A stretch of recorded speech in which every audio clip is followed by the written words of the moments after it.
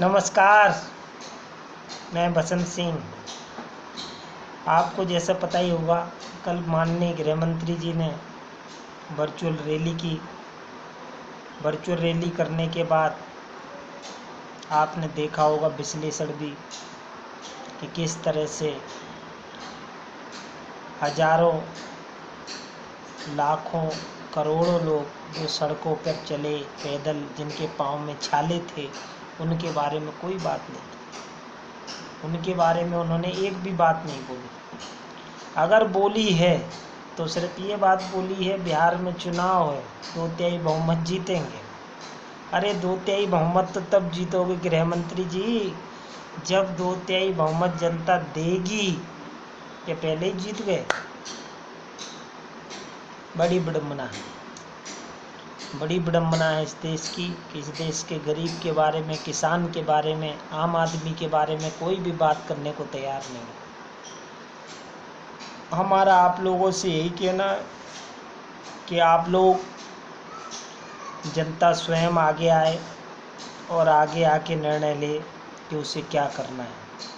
इनसे देश चल नहीं रहा, इनसे देश धकल नहीं रहा, इनसे देश आगे नहीं बढ़ रहा। इनके भरोसे बैठोगे तो राम भरोसे बैठना है। आपको पता है, मंदिरों में भी ताले लगे हैं। क्यों लगे हैं ताले? ताले इसलिए लगे हैं कि मंदिरों पर भरोसा नहीं है लोगों को, मस्जिदों पर भरोसा नहीं है, गुरुद्वारा पर भरोसा नहीं है। अगर भरोसा होता मंदिर, मस्जिद, गुरुद्वारे, चर्च, तो इस महामारी में क्यों बंद कर दिए जाते? अब ये भी तर्क दे सकते हैं कि नहीं, वो इसलिए बंद कर दिए हैं कि वहाँ पे सोशल डिस्टेंसिंग नहीं हो पाती। फिजिकल, आप सोशल ना कहें, फिजिकल डिस्टेंसिंग नहीं हो पाती। नहीं, ऐसा नहीं है। हकीकत ये है कि वो इसलिए बंद है कि वैज्ञानिक युग में अंधविश्वास का कोई स्थान नहीं होता। अंधविश्वास का कोई स्थान नहीं होता है, इसलिए बंद है। समझने की ज़रूरत है। विशेषकर हम जिस समाज जाति से आते हैं, उस जाति वर्ग के लोगों से कहना चाहते हैं कि नहीं, पिछड़ा वर्ग, दलित, अल्पसंख्यक, सभी लोग संगठित हो के आगे बढ़ें और आगे बढ़कर अपनी बात को रखें, एकजुट हों। अगर एकजुट अभी भी नहीं हो पाए, इस महामारी में भी अगर आप लोग एकजुट नहीं हुए, तो बहुत ही भयानक परिणाम भुगतने पड़ेंगे। गाय भैंसों की तरह, सड़क पे चलते जानवरों की तरह इंसान की कीमत हो गई। अभी भी कुछ कहने को बाकी है, अभी भी कुछ समझाने को बाकी है। जांचें कम करने से मरीज कम हो जाएंगे। देखो आप कितना बढ़िया फंडा ले आ रहे हैं, इतना बढ़िया फंडा लाए हैं कि टेस्ट कम कर दो। पेशेंट बढ़ रहे हैं तो टेस्ट कम कर दो। भाई जांच ही नहीं होगी तो कहाँ से बढ़ेंगे? तय कर लिया है उन्होंने, उनका एजेंडा फिक्स है।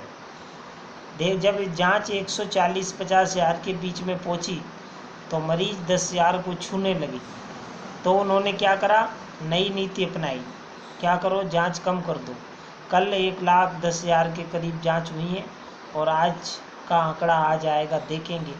परसों 1,37,000 हुई थी और आज नर्सों, यानी 4-5 तारीख में 1,40,000 से 50,000 के बीच में जांचें हुई।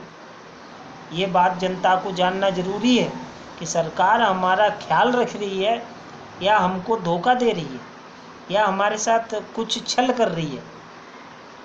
ये तो इनका काम है, आपको समझना पड़ेगा। बड़ी विडम्बना है, बड़ी विडम्बना है इस देश की कि कोई कुछ कहने को, सुनने को तैयार नहीं है। लेकिन कहना पड़ेगा, आगे आना पड़ेगा, सुनना पड़ेगा, समझना पड़ेगा, जानना पड़ेगा, जांचना पड़ेगा, परखना पड़ेगा, हर जगह पे नज़र रखना पड़ेगी।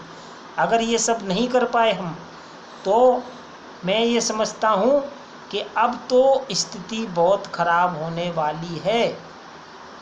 और ऐसी स्थिति ख़राब होने वाली है कि कोई नहीं पूछेगा कि तुम कहाँ मर गए, हॉस्पिटल में बेड मिला था कि नहीं, इलाज मिला था कि नहीं।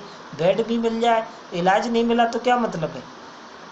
कह रहे हैं हमारे पास 3.5 लाख बेड है, तो फिर जांच करने में परेशानी क्या हो रही है?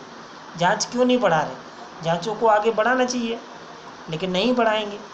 ये उनका काम है। उन्हें तो ये दिखाना है कि बिहार चुनाव आ रहा है, बिहार चुनाव की वजह से सारे निर्णय लिए जा रहे हैं, और ये समझने की बात है।